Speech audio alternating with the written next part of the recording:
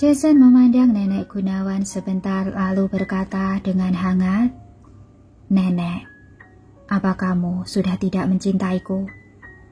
Begitu dia mengucapkan kata-kata tersebut, Nenek Gunawan langsung menggenggam tangannya dengan penuh cinta dan kasih sayang. "Nenek melihatmu tumbuh besar. Bagaimana mungkin tidak mencintaimu? Nenek memintanya untuk memiliki anak. Apa itu mencelakaimu? Sekarang nenek masih hidup, bisa membantumu menjaga anak. Kalau suatu hari kesehatan nenek sudah memburuk, siapa yang bisa kamu harapkan menjaga anak-anakmu?" "Apa masalah anak tidak bisa pelan-pelan?" Jason menatapnya dengan tatapan datar. Yasmin meliriknya, sebenarnya dia tidak begitu mengerti mengapa Jason menolak memiliki anak, tapi dia tidak terlalu memikirkannya. Kalaupun sekarang Jason ingin punya anak, dia pun sudah tidak mau. "Ini sudah 3 tahun, masih pelan-pelan." Nenek Gunawan melotot padanya. "Pokoknya dia tidak bisa membuat anak sendiri. Tidak ada gunanya kamu memaksanya," kata Jason terang-terangan. Nenek Gunawan akhirnya mengerti. Ternyata cucunya tidak ingin memiliki anak dengan Yasmin. Dia melirik Yasmin dengan cepat menyimpulkan Jason tidak menyukai Yasmin, tapi dia juga bisa memahaminya. Bagaimanapun Jason bukan menikahi Yasmin karena menyukainya. "Aku ingin membicarakan isi hatiku padamu. Kamu selalu sibuk bekerja dan jarang pulang. Nenek bahkan tidak memiliki kesempatan untuk bicara padamu." Nenek Gunawan menjadi lembut dengan kasih sayang di dalam matanya. Yasmin berinisiatif berbalik. Sebelum Jason sempat menjawab, dia mendengar suara pintu tertutup di belakangnya.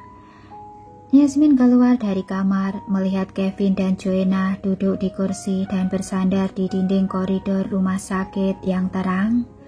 Joanna tampak sangat ragu dan bertanya pada Kevin, tapi Kevin tidak mengatakan apa-apa. Saat ini dia melihat Yasmin keluar. Joanna pun melihatnya dengan tatapan penuh tanda tanya. Dia tadi memikirkan apa yang dimaksud Kevin saat mengatakan mereka menangani urusan keluarga. Yasmin menyilangkan tangannya dan bersandar ke dinding, mengerucutkan bibirnya dan diam-diam memikirkan apa yang ingin dikatakan Nenek Gunawan pada Jason. Dia sepertinya samar-samar bisa menebaknya. "Yasmin, apa hubunganmu dengan Jason?" Joanna tiba-tiba bicara menyela pikirannya. "Apa kamu sudah minta maaf pada LM? Sudah minta maaf pada Sunny?" Yasmin balik bertanya. "Sebelum aku minta maaf, kalian LM harus membayar ganti rugi Pak Kevin dan Jason." Joanna bertindak dengan percaya diri seolah-olah dia juga seorang investor di tim program. Yasmin menyeringai sinis tapi tidak mengatakan apa-apa lagi. "Sebenarnya apa hubunganmu dengan Jason?" Joanna bertanya dengan enggan. Dia sudah menebak-nebak di benaknya tapi masih berharap mendapatkan jawaban pasti. "Memangnya kamu siapa? Kenapa aku harus memberitahumu?" Yasmin bertanya dengan wajah dingin. Joanna memandangnya setengah tersenyum. "Kamu tidak mengatakannya, juga aku tahu." Yasmin sedikit mengernyit. Melihat mereka telah selesai berdebat satu sama lain, Kevin tidak bisa menahan diri untuk berkata, "Nona Joanna, bagaimana kalau aku bawa kamu makan? Kamu belum makan malam kan?" "Aku mau jadi model, tidak boleh makan malam." Joanna tidak ingin pergi. Jason masih ada di dalam kamar. Bagaimana dia bisa makan sendiri? Yasmin berjalan ke samping dan duduk. Dia mengeluarkan ponsel dan berencana untuk melihat dokumen yang telah dikumpulkan. Koridor menjadi sunyi di kamar. Nenek Gunawan meraih tangan Jason dan berkata dengan suara pelan, "Aku tahu kamu tidak puas dengan pernikahan ini. Awalnya aku berpikir setelah ada anak akan menganggap hutang keluarga Lumangtara pada keluarga kita lunas. Sekarang setelah memikirkannya, mana ada membayar hutang, yang ada terus menambah hutang. Masalah anak tidak ada hubungannya dengan dia." Jason menekankan sekali lagi, "Aku tanya kamu, bagaimana perasaanmu terhadap Joanna?" Nenek Gunawan menatap Jason mengabaikan perkataannya. Jason mengernyit dengan kesal, "Jangan berpikir macam-macam. Masalah Joanna tidak sesederhana itu. Aku juga tidak bisa menjelaskan padamu. Bagaimanapun Joanna ingin memasuki industri hiburan, jika Jason mengatakan pada lebih banyak orang tentangnya, ini akan menghancurkan ketenarannya. Sedangkan apa yang bisa dia lakukan hanya membantu Joanna memenuhi keinginannya dan tetap menjaga rahasia tentangnya. "Kenapa kamu tidak bisa memberitahuku? Kamu bersikap baik padanya. Kamu pikir dia tidak akan berpikir macam-macam?" Hari ini Nenek Gunawan sudah menanyakannya. Joanna tertarik pada Jason. "Dia sendiri memahaminya. Aku tidak perlu menjelaskan lagi." Jason berkata, "Nenek belum makan malam kan? Aku meminta hotel membuatkan makanan untukmu dan membawakannya." Melihat Jason tidak ingin bicara lebih banyak, Nenek Gunawan hanya bisa mengangguk. "Aku hanya akan tinggal 1 malam. Besok pagi akan pulang. Tapi kakekmu terlalu membela Yasmin." "Nenek, apa kamu tidak bisa memihak sedikit padanya?" Jason bertanya tanpa sadar. Ketika mendengar ini, Nenek Gunawan langsung merasa tidak senang. "Kenapa aku harus melakukannya? Dia bukan keluargaku."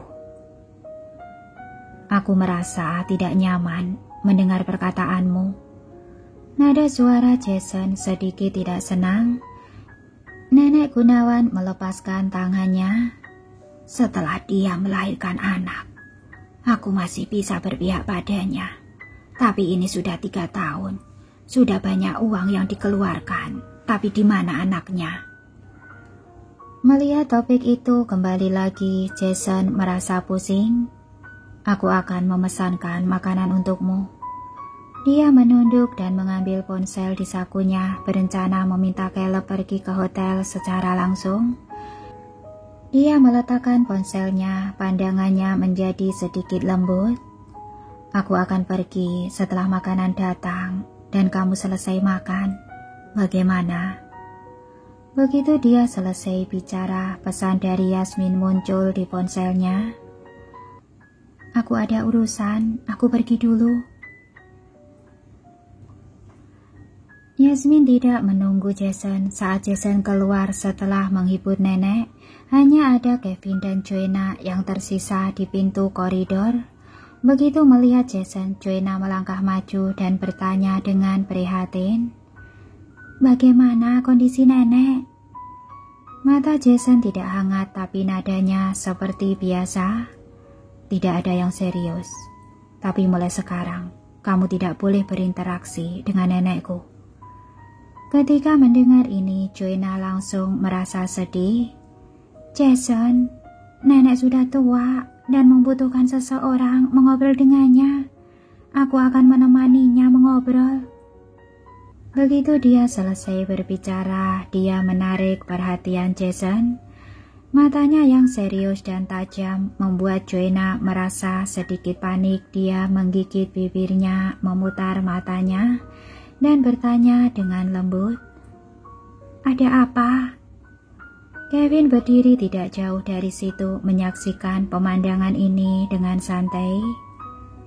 "Aku tidak suka orang yang melewati batas," kata Jason dengan tenang. Ketika Joanna mendengar kata-kata itu, tenggorokannya bergerak ke atas dan ke bawah, dan dia berkata pelan, "Aku mengerti. Selama kamu mengikuti aturan, aku akan memberikan apapun yang kamu inginkan. Mengerti?" Jason meluruskan lengan bajunya. "Aku mengerti." Joanna mengangguk. Ketika Jason melihat ke arah Kevin, Kevin segera mengerti. "Nona Joanna, aku akan mengantarmu kembali. Besok kamu harus kembali ke lokasi syuting." "Baik." Joanna mengangguk. Jason mengambil ponsel dan mengirim pesan pada Yasmin. "Kamu sama sekali tidak peduli dengan nenekku."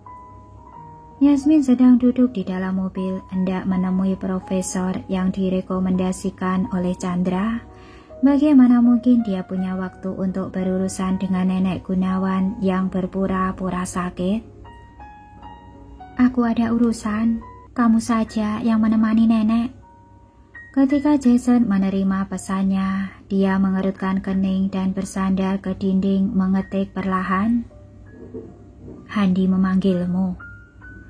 Yasmin memutar matanya. Dia tidak ingin mempedulikan Jason, tapi dia tetap menjelaskan, "Tidak, aku akan menggantikan bosku menemui seorang profesor."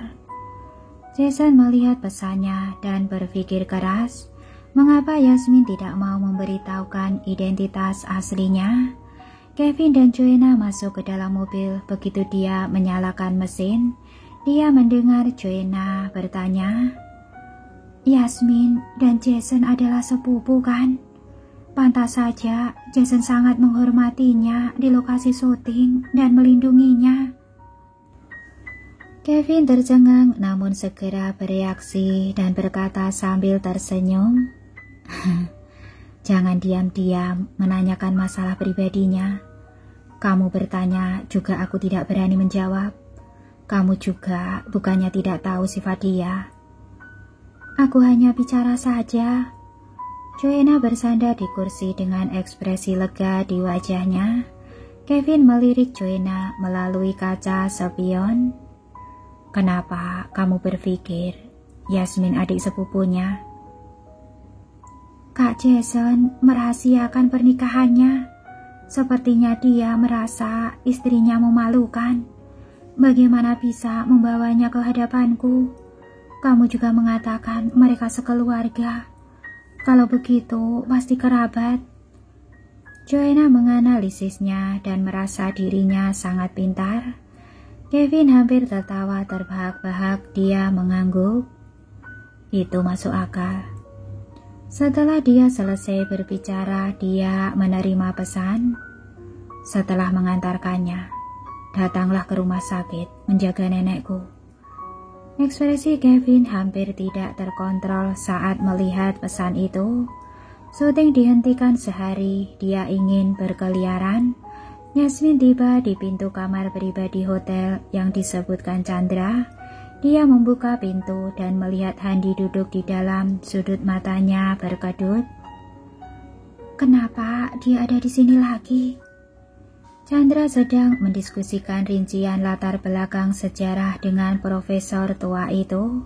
Ketika melihat Yasmin, dia segera berdiri dan berteriak dengan antusias, "Pak Handi sudah menyiapkan tempat duduk untukmu. Pas sekali untuk kamu mendiskusikan masalah pakaian dengan Pak Wawan." Yasmin melihat ke arah tempat duduk. Dia melihat Pak Wawan di sebelah kanan dan Handi di sebelah kiri. Posisi ini. Saat mengangguk, dia melihat ke arah Handi yang tersenyum dengan alis yang berbinar. "Chandra memintaku datang memeriksa semuanya. Kebetulan aku belum makan malam, jadi aku datang untuk meramaikan." Handi menjelaskan kepada Yasmin sambil tersenyum. Yasmin tidak bisa menebak maksudnya. Dia berjalan ke kursi kosong dan duduk. Pak Wawan adalah seorang pria tua kurus dengan satu mata yang tampak rusak dan iris matanya tertutup daging merah. Dia terlihat sangat serius dan tidak mudah didekati. Halo Pak Wawan. Yasmin menyapa dengan sopan. Pak Wawan mengangguk dan berkata, berapa banyak yang kamu ketahui tentang sejarah 5 kelompok etnis? Yasmin sangat jujur. Saat ini aku hanya tahu sedikit. Bagaimanapun sebagian besar kostum drama yang ada di pasaran fokus pada dinasti Ming, dinasti Tang, dan dinasti Song. Hanya sedikit informasi mendetail tentang sejarah 5 kelompok etnis. Aku belum menyelidikinya lebih lanjut. Yang kamu katakan masuk akal. Ini adalah masa lalu yang kejam.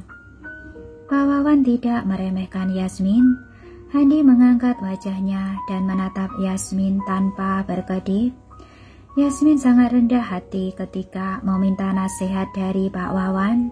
Dia juga terus mengetik catatan di ponselnya. Yasmin sangat ingin mengukir setiap kata yang diucapkan Pak Wawan ke dalam otaknya. Yasmin belajar banyak selama pertemuan ini. Setelah makan malam, Yasmin, Handi, dan yang lainnya keluar dari hotel. Pak Handi, terima kasih banyak. Kalau bukan karena kamu, aku masih tidak tahu apa-apa. Sebelum mengucapkan selamat tinggal, Yasmin berdiri di depan pintu hotel dan mengungkapkan rasa terima kasihnya dengan tulus. Saat mengobrol, dia mendengar dari Chandra kalau Pak Wawan sangat sulit diundang dan kali ini datang untuk berpartisipasi dalam pertukaran akademis.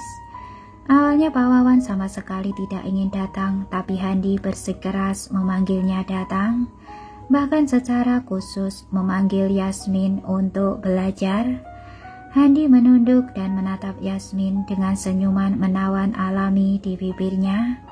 Tidak jauh dari situ, Jason sedang duduk di dalam mobil, matanya dipenuhi rasa dingin dan rahangnya tegang. Keduanya tidak menyadari keberadaan Jason. Handi berkata sambil tersenyum, "Kamu terlalu sungkan. Aku telah berinvestasi banyak dalam drama ini. Tentu saja berharap drama ini akan mendapatkan reputasi yang baik setelah ditayangkan." Hari ini Yasmin mendapat banyak manfaat. Dia berkata dengan ekspresi santai di wajahnya, "Lain kali aku akan traktir kamu makan." "Kalau begitu, kamu berhutang 2 kali makan padaku. Besok kamu harus mentraktirku. Traktir aku makan makanan yang pedas." Handi berkata sambil berjalan ke tangga di depan hotel. "Ayo, aku antar kamu pulang. Hari ini aku sengaja tidak minum, jadi jangan khawatir." "Aku bisa naik taksi sendiri." Yasmin mengikutinya dengan nada ragu dalam suaranya. Handi memasukkan jarinya ke dalam gantungan kunci dan memutar kunci dengan santai dan terampil. "Kamu sungkan lagi ya?" Yasmin tersenyum sedikit canggung. Dia agak tidak dapat memprediksi pemikiran Handi. Tapi Handi sudah banyak membantunya. Dia tidak bisa memperlakukannya dengan begitu dingin. Dia hendak mengikuti Handi ke tempat parkir ketika melihat Bugatti dengan nomor plat yang sangat familiar dan tiba-tiba berhenti di depan Handi. Handi dengan cepat mundur beberapa langkah. Karena terkejut, dia memegang kunci di depan dadanya dengan tangan lain. Yasmin juga sangat terkejut, jantungnya berdebar kencang dan darahnya mengalir terbalik. Setelah tertegun sejenak, dia bergegas menghampiri Handi, meraih lengannya dan melihat ke atas dan ke bawah. "Apa kamu baik-baik saja?" Saat ini mata Handi terlihat sangat jernih dengan sedikit rasa tidak percaya. Saat mendengar suara Yasmin, dia kembali sadar. Tidak apa-apa." Ketika melihat Jason yang sedang duduk di dalam mobil dengan satu tangan memegang kemudi dengan mata dingin, kemarahan yang melonjak di hati Yasmin berubah menjadi ketidakpedulian. "Ayo pergi." Yasmin kembali menatap Handi dan berkata kepadanya dengan nada lembut. Handi mengangguk menepuk dadanya dan berkata dengan suara yang sedikit sedih, "Yasmin, tadi aku benar-benar terkejut. Kenapa dia seperti menaruh dendam padaku?"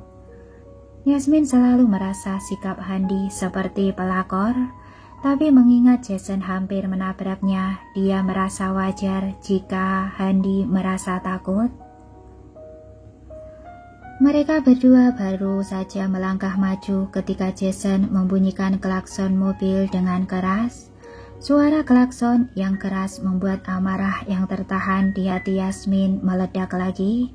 Dia menahan rasa kesalnya dan berkata kepada Handi dengan sikap yang ramah, "Kamu pergi ke tempat parkir untuk ambil mobil. Aku akan bicara dengannya." Handi melirik Jason dan berbisik, "Apa hubunganmu dengannya?" "Tidak ada, hanya ada konflik bisnis yang belum terselesaikan." Yasmin membuat alasan sembarangan. Handi yang ragu mengangguk dan menepuk bahu Yasmin. "Bicara baik-baik dengannya. Bagaimanapun ke depannya, kamu akan terus berada di lingkaran ini. Tidak baik jika membuatnya marah." Terima kasih sudah mengingatkanku."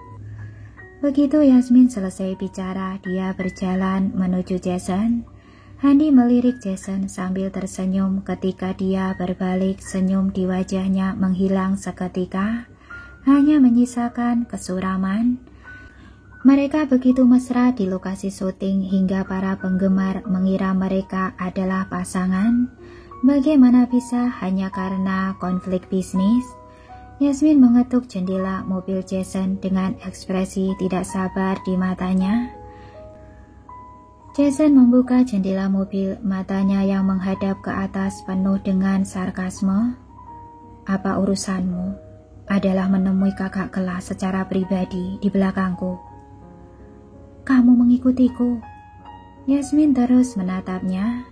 Jason memandangnya, wajahnya penuh ketidaksenangan. "Masuk ke mobil." Yasmin mengabaikan Jason, berbalik dan berjalan menuju pinggir jalan. Dia mengirim pesan ke Handi, "Aku ada urusan mendadak. Aku naik taksi saja. Terima kasih atas bantuanmu hari ini. Aku akan mengajakmu makan saat ada waktu." Jason mengemudikan mobil mengikuti Yasmin, alisnya berkerut. Sejak Yasmin bekerja, segalanya tampak berubah di antara mereka. Dalam 3 tahun terakhir, wanita kalem dan anggun itu seolah menjadi mimpi dalam ingatannya. Yasmin menghentikan taksi dan masuk ke dalam. Dia berkata ke sopir, "Ke komplek apartemen Marina." Mobil Jason mengikutinya diam-diam ke komplek apartemen Marina. Setelah parkir di tempat parkir, dia berbalik dan melihat Yasmin menunggunya di depan pintu gerbang. Angin malam yang sejuk bertiup untuk pertama kalinya. Jason merasakan perasaan kesepian yang aneh di hatinya. Yasmin memandangnya dengan acuh tak acuh dan sedikit mengerucutkan bibirnya. Keduanya memasuki gedung satu persatu. Saat Jason dan Yasmin memasuki lift, dia tiba-tiba berkata, "Yasmin, aku ingin tahu sebenarnya masalah apa yang terjadi di antara kita." "Sudah sampai di rumah. Jangan menanyakan hal seperti ini." Yasmin berkata dengan nada dingin dan tenang. Jason memegang bahunya dan memutar tubuhnya menghadap padanya. "Kamu bilang aku menghindari masalah. Bukankah kamu juga sama? 3 tahun, kamu memiliki begitu banyak kesempatan untuk melihat masalah kita, tapi kamu tidak melihatnya."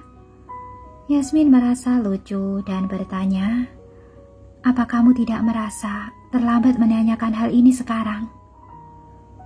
"Sebelumnya, kamu jelas-jelas tidak pernah mengungkapkan rasa tidak puas terhadapku apapun." Sebelumnya, kamu jelas-jelas tidak pernah mengungkapkan rasa tidak puas terhadap apapun. Kenapa tiba-tiba seperti ini? Jason bertanya padanya dengan mata yang dalam. Malam ini Yasmin dan Handi bertemu secara pribadi.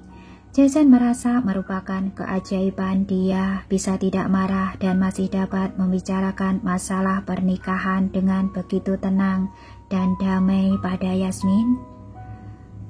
Sampai sekarang, kamu masih bertanya padaku. Tidak perlu memikirkan masalah ini lagi. Aku sudah tidak tertarik. Yasmin mendorongnya menjauh. Tepat pada saat itu, pintu lift terbuka. Yasmin keluar dari lift dan pergi tanpa menoleh ke belakang. Jason mengerutkan keningnya, tampak bingung.